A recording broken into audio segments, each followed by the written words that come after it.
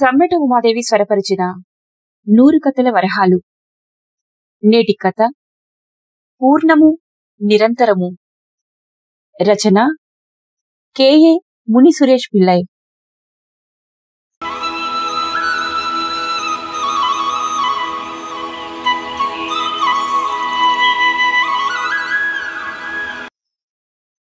ఇది నేను పూర్తి స్పృహలో ఉండి మానసికంగాను శారీరకంగాను పూర్తి ఆరోగ్యంగా ఉన్న స్థితిలో రాస్తున్న వీలునామా. నా తదనంతరం ఈ వీలునామా విషయాలను యథాతథంగా అమలు చేస్తారని ఆశిస్తున్నాను. అమలు చేయకున్నా నేను చేయగలిగింది ఏమీ లేదు. అప్పటికీ నేను ఉండను కాబట్టి నా ఆస్తుల విషయం ఇందులో ప్రస్తావించడం లేదు. ఆస్తులంటే అందులో ఏ ఒక్కటి నా స్వార్జితమని చెప్పలేను. మిత్రులు, నేను బాగుండాలని కోరుకునే నా హితైషులు, కానుకలుగా ఇచ్చే బిచ్చం సొమ్ముతో నా వృత్తి నన్ను అనుమతించిన మేరకు ఎవడికైనా ఎలాంటి మేలు చేకూర్చడానికైనా నేను కక్కుర్తిపడి వారు కక్కిన కూటిని కతికి సమకూర్చుకున్నవి. కాబట్టి ఈ వీలునామాలో నేను ఆస్తుల గురించి ఎలాంటి ప్రస్తావన చేయడం లేదు. ఆత్మవాదులు ఒప్పుకోకపోవచ్చు గాని నాకు తెలిసి నాది అనుకోదగినది నా దేహం ఒక్కటే. దాని విషయం మాత్రం ఇక్కడ ప్రస్తావిస్తాను. వెధవది, నీ దేహం ఎవడికి కావాలరా? తగలబెడితే బూడిద, పాతితే మట్టి. దానికోసం ఈ వెధవ విల్లేమిటి? చదవడం ఆపి గట్టిగా నవ్వాడు సేతురాముడు. నిజానికి నేను నా విల్లును చక్కటి పొందికైన ఇంగ్లీష్లో రాశాను. ఇప్పుడు దాన్ని చదువుతున్న సేతురాముడికి ఇంగ్లీష్ బాగా తెలుసు. కాని వెధవకి కొంచెం తెలుగు పిచ్చి, బుర్ర పెరగని మనిషి. అందుకే ఇంగ్లీష్ వాక్యాల్ని మనస్సులో ఒక్క ఉదుటున చూసి తెలుగులో బయటికి పలుకుతూ చదువుతున్నాడు. మొదటి పేరా చదవటంతోటే వాడికి నా వీలునామా మీద సీరియస్నెస్ పోయినట్టుంది.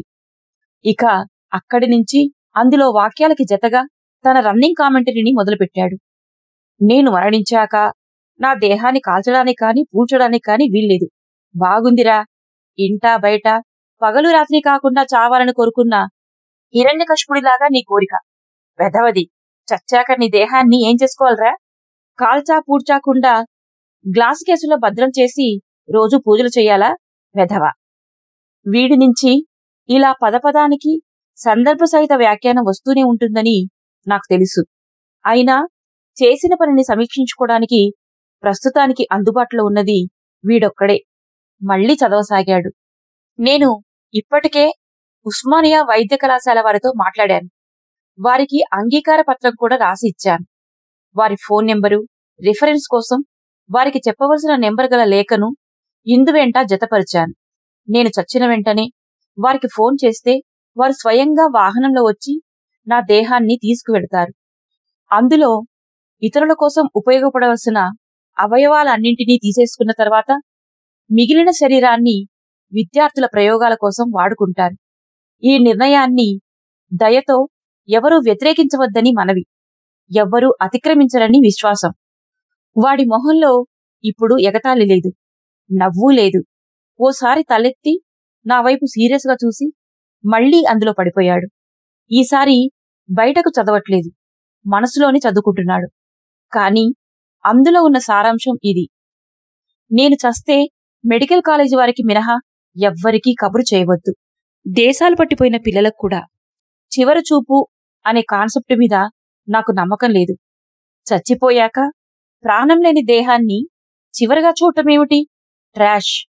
అదివరలో వారు నన్ను ఎప్పుడెప్పుడు చివరిసారి కలిశారో ఓసారి గుర్తు చేసుకుంటారు. సజీవమైన అదే చివరి చూపు. అదేదో వేడుకలాగా పూలమాలలు, మేళాలు, ఈ గోలంతా నాకు కిట్టవు. ప్రాణం మాయమైతే చాలు. ఆ శవం అప్పుడే దేవుడైపోయినట్టు అంతా వచ్చి కాళ్లు మొక్కడాలు, ఇలాంటివి నాకు అసహ్యం. అందుకే నా మట్టుకు అలాంటివేమీ లేకుండా చూడగలరు ప్లీజ్. ఇలాంటివే మరికొన్ని వాక్యాలేవో రాసి ముగించాను. చదవగానే అసలే కాస్త ఎర్రగా ఉంటాడు. వాడి మొహం జేవురించింది. దాన్ని పరపర చిన్న చిన్న ముక్కలుగా చింపి విసిరికొట్టాడు. వాడికిచ్చింది జిరాక్స్ కాపీ. ఆవేశం ఆరోగ్య సూచిక కాదు అన్నాను నేను. ఇలాంటి అసందర్భ పిచ్చి ప్రేలాపనలు అవుతాయా అన్నాడు. ఈలోగా అన్నపూర్ణ వచ్చింది. 3 కాఫీ కప్పులతో. ఈ పైత్యాన్నంతా నువ్వు కూడా చదివావా? నన్ను కూడా ఇలాంటిదే రాయమంటుంటాడు అంది. మా కప్పులు టీపాయ్పై పెట్టి తను మాత్రం గట్టుమీద కూర్చుంటూ. ఒక్క రాత్రిలో ఇంత పిచ్చెక్కడం కూడా సాధ్యమేనన్నమాట అన్నాడు వాడు.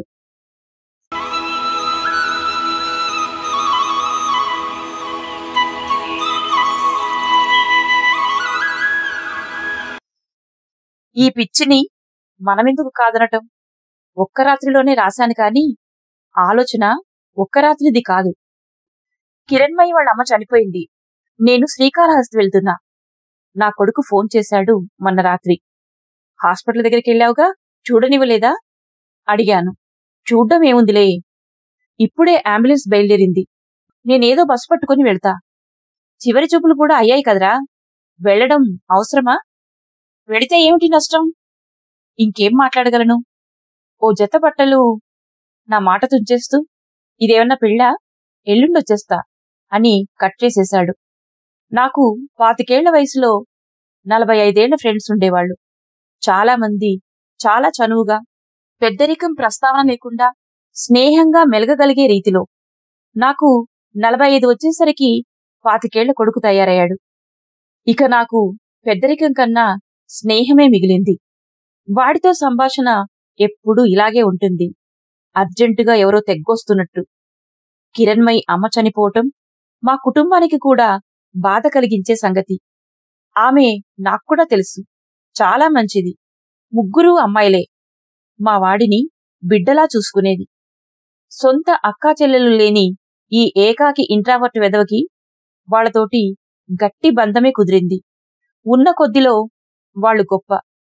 ఇదంతా అనవసర ప్రస్తావన కాని వాడు వెళ్ళిపోయాక నా ఆలోచనలు చావు మీదికి, వాడు అక్కడికి వెళ్ళాక జరగబోయే తతంగం మీదికి మళ్ళాయి. శ్మశాన వైరాగ్య చింతనలాగా. వాడు వెళ్తాడు, చెప్పాను కదా ఇంట్రావర్ట్ వెధవని. వాళ్లదేమో భూమంత అల్లుకున్న బంధువర్గం. వెళ్ళి అక్కడ ఓ మూల నిల్చుంటాడు. ఓవైపు పూలమాలలు, డప్పు మేళాలు తదితర సమస్త హంగామా ఉంటుంది. అంతా ముగిశాక తిరిగి రైలెక్కి వచ్చేస్తాడు. అంతకు మించి బోరున ఏడ్చే, కనీసం ఏడుస్తున్న వారిని పరామర్శించేపాటి కలివిడి కూడా వీడికి ఉందనుకోను. అసలు ఎందుకిదంతా? చావు అనేది ఎట్టి పరిస్థితుల్లోనూ మనం తప్పించుకోలేని, ఎట్టి పరిస్థితుల్లోనూ మనకు ఎదురై తీరే సంగతి. సందర్భాన్ని బట్టి ఒక్కొక్కరికి ఒకంత ముందు వెనక, అంతే. దాన్ని గురించి ఇంత హడావిడెందుకు? ఎవరు చచ్చినా బంధుగణమంతా ఎగబడి ఊళ్లు దాటి వచ్చి చూసి వెళ్లడం, శవాన్ని ఊరేగించుకుంటూ, ఆ సంగతి పురప్రజలు గుర్తించరేమోనని డప్పులు వాయించుకుంటూ, టపాసులు పీల్చుకుంటూ, ఇదంతా అవసరమా? సమాజం మారుతోంది. ప్రపంచమంతా గుప్పిట్లో ఇమిడిపోతుంది. టెక్నాలజీ మనుషుల్లో మార్పులు తెచ్చేస్తుంది. అయినా మనుషుల ఆలోచన సరళి మారడం లేదు. మహాముదిరితే యుఎస్లో ఉన్న కొడుకు ఇండియాలో ఉన్న తండ్రి చనిపోతే ఆయన్ని ఎలక్ట్రిక్ క్రిమేషన్ బెడ్ మీద పడుకోబెట్టిన తర్వాత యుఎస్లో తన ఆఫీస్ పని చేసుకుంటూ క్రిమేషన్ తాలూకు వెబ్సైట్ ఓపెన్ చేసుకొని ఓ మౌస్ క్లిక్తో తగలబెట్టేసే టెక్నిక్స్ కనుక్కుంటారేమో గాని అసలు ఈ తగలెట్టడం అవసరమా అనే ఆలోచన మాత్రం చెయ్యరనుకుంటా. మరోవైపు మన మెడికల్ కాలేజీలు ప్రయోగాల కోసం శవాలు దొరక్క సతమతమైపోతుంటాయి, కొంటుంటాయి. మనం మాత్రం ఉన్న శవాలకు దండలేసి, పార్టీ జెండాలు కప్పి దేవుళ్లను చేస్తుంటాం. కొందరు గొప్పోళ్ళు, నాయకుల విషయంలో పరిస్థితి ఇంకా ఘోరం. వాళ్ళని తగలపెట్టాలంటే గంధం కొయ్యలు, నెయ్యి డబ్బాలు కావాలి. కప్పెట్టాలంటే సమాధి, దాని చుట్టూ తోటలు పెంచాలంటే ఎకరాల కొద్దీ స్థలం కావాలి. అసలే రియల్ ఎస్టేట్ పరిస్థితి ఎలా ఉంది ఇప్పుడు? హైదరాబాద్ లాంటి ఊళ్లల్లో 6 అడుగుల స్థలం కావాలంటే 3 లక్షలవుతుంది. ఐడియా, సర్కారు శ్మశాన స్థలాన్ని తేరగా పంచేయకుండా రియల్ ఎస్టేట్ వ్యాపారులకిస్తే సరి. ఇక ఎవరు చచ్చినా వాటి జోలికెళ్లరు. ఎంచక్క కరెంటు చితిమంటలనో మెడికల్ కాలేజీలనో చూసుకోమంటారు. అవును, మెడికల్ కాలేజీలకిచ్చే అలవాటు రావాలి. రావాలంటే ఎవరో ఒకరు మొదలు పెట్టాలి. అలా తయారైంది ఈ విల్లు.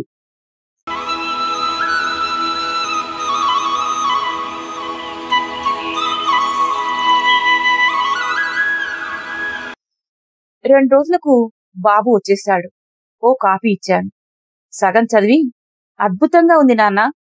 అసలు నువ్వొక్కడవే కాదు, మనం మన పరిచయస్తులందరినీ ఇలాంటి అగ్రిమెంట్లకు ఒప్పించామంటే చాలా బాగుంటుంది. దీన్నొక ఉద్యమంలా చేపట్టాలి. చిరంజీవి కళ్ళు నెత్తురు పోగేసినట్టు ఆవేశంగా అన్నాడు. నా కొడుకు నుంచి అంతకంటే భిన్నమైన స్పందన వస్తుందనే భయం నాకు లేదు. శాంతం చదువు అన్నట్టు సైగ చేశాను. అన్నపూర్ణ అక్కడే కూర్చొని సినిమా దర్శకుడి మీద గౌరవంతో, కామెడీకి నవ్వకుండా, యాక్షన్ సన్నివేశాల్లో దానికి ఫీల్ అవ్వకుండా, రాయిలాగా చూసే ప్రేక్షకుడి మాదిరిగా మా ఇద్దర్నీ చూస్తూ కూర్చుంది. ఇదేమిటి చిత్రంగా ఉంది అన్నాడు చివరి పేరా ముగించి. అదే ట్విస్ట్ అన్నాను నేను.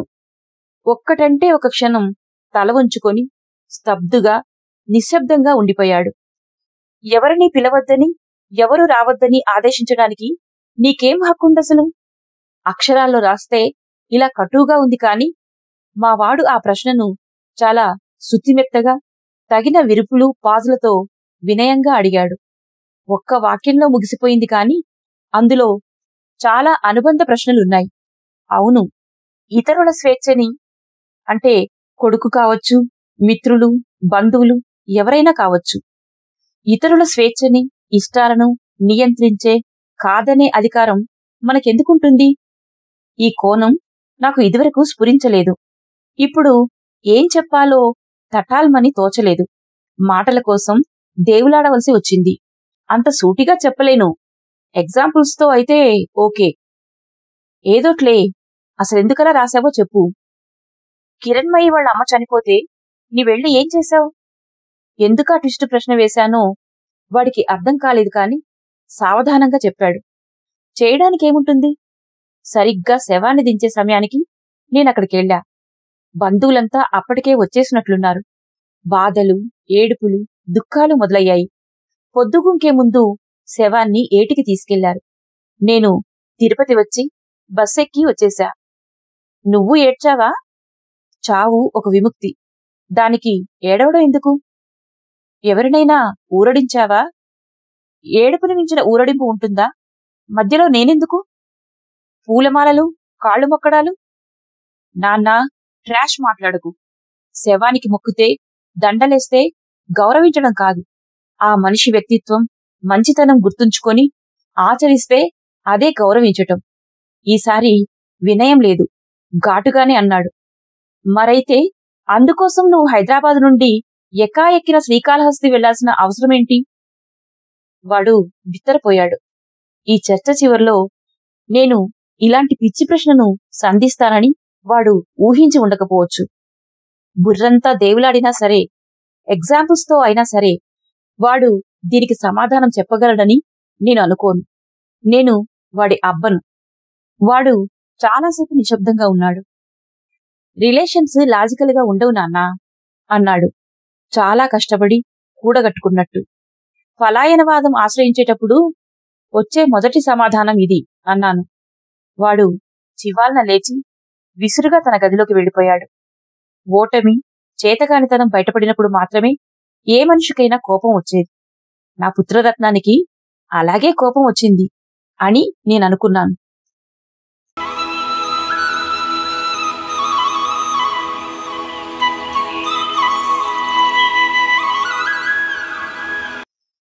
ఆ రాత్రి భోజనాలయ్యాక నేను పడగ్గదిలో కంప్యూటర్ ముందు కూర్చొని ఎంఎస్ వర్డ్ కాగితం మీద కీబోర్డుతో ఏదో రాసుకుంటున్నాను. అన్నపూర్ణ కార్టూన్ నెట్వర్క్లో తనకిష్టమైన టామ్ అండ్ జెర్రీ చూస్తోంది. బాబు వచ్చి నా బెడ్ మీద కూర్చున్నాడు నాకు వెనగ్గా. ఈ ప్రపంచంలో లాజిక్ లేకుండా ఏది ఉండదు నాన్న, రిలేషన్స్ కూడా. ఉపోద్ఘాతం లేకుండా ఉదయం సంభాషణ అందుకున్నాడు. నేను వెనక్కి కూడా తిరగలేదు. సరే చెప్పు అన్నట్టు కీల టకటకలు ఆపాను. ఏం చెబుతాడు వాడు? అందమే జీవితం అనుకునే వయసులో ఉన్నాడు. ఏం చెప్పడానికైనా ఏం జీవితానుభవం ఉంది వాడికి? అయినా మొదలెట్టాడు. ఎవరైనా చనిపోతే మనం వెళ్లడం పోయిన వారి కోసం కాదు నాన్న, మిగిలిపోయిన వారి కోసం. ముందు ఈ వాక్యం అర్థం చేసుకో అన్నట్టుగా కొంత ఆగాడు. నేను వింటున్నాను. అర్థం కూడా చేసుకుంటున్నాను. కిరణ్మయి అమ్మ చనిపోయింది. ఆమె కోసం మనం వెళ్తామా? కిరణ్మయి కోసం వెళ్తాం. ఎందుకు అనబోయాను గాని దారకు అడ్డవుతుందని ఆగిపోయాను. కిరణ్మయి అమ్మ సంగతెందుకు? రేపు నువ్వు చనిపోతే ఎవరూ రావద్దని మహా రాసేశావు. కాని నీ శవాన్ని మెడికల్ కాలేజీ వ్యాన్ ఎక్కించే వరకు దాని ముందు కూర్చుని ఉంటే నేను ఏడవకపోవచ్చు. కాని లోపల ఏదో ఫీలింగ్ ఉంటుంది నాన్నా. ఏదో కోల్పోయిన ఫీలింగ్. మన నుంచి ఏదో ఎవరో తీసుకెళ్లిపోతున్న ఫీలింగ్. ఆ సమయంలో నా ఎదురుగా నా కోసం వచ్చిన వాళ్ళు కనిపించారనుకో, వాళ్ళు ఊరడించకపోవచ్చు. కాని ఒకరిని కోల్పోయాను, కాని నాకింకా ఇందరున్నారు అనే భరోసా అందుతుంది హృదయానికి. నేను వెళ్ళింది అందుకే. వాళ్ళమ్మ చూపించిన ప్రేమలో నేను 1000వ వంతు చూపించగలనా వాళ్ళకి? ఏం బంధం మిగిలింది ఇంక నాకిక్కడ అని కిరణ్మయి కళ్ళెమ్మట నీళ్లు పెట్టుకుంటుంటే, బంధాలకు మేం లేమా? నేను కాదు, నాలాంటి 100 మంది అక్కడ కనిపిస్తే ఆ మనసుకు బంధాలు ఇంకా ఉన్నాయని అనిపిస్తుంది. నువ్వు చదువుకున్నావుగా నాన్న వేదాల్ని. పూర్ణస్య పూర్ణమాదాయ పూర్ణమేవావశిష్యతే అని. దాని అర్థం ఏమిటో ఎవరికైనా చెబితే మన మొహాన్ని నవ్విపోరు? మొత్తంలో నుంచి మొత్తం తీసేస్తే మొత్తం మిగిలి ఉంటుంది అనేగా దానర్థం. ఎక్కడుంటుంది నాన్న అలా? ప్రాక్టికల్గా అసలది ఊహించగలమా? అయితే అది సాధ్యమే. వేదం చెప్పే దేవుడిలో అది ఉంటుందో లేదో నాకు తెలియదు కాని అది మానవ అనుబంధాల్లో ఉంటుంది నాన్నా. పూర్ణమైన ఒక అనుబంధం తెగిపోయింది. అయితే అనుబంధాలింకా పూర్ణంగానే ఉన్నాయి.